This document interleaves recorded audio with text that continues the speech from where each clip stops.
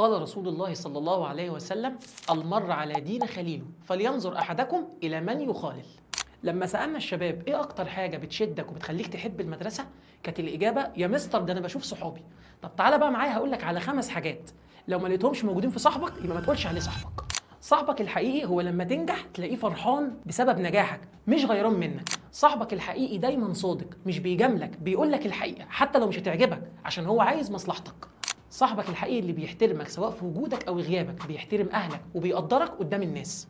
صاحبك الحقيقي اللي هتلاقيه دايما موجود معاك وقت الشده واول واحد يقف جنبك، مش بيظهر بس ساعه الفسح والخروجات.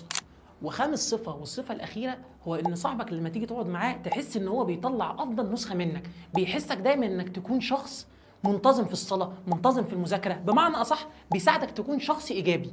وخليك دايما متاكد ان مستقبلك بيتحدد بالناس اللي حواليك، فصاحب واحد حقيقي افضل من 100 واحد فيك مالهمش لازمه.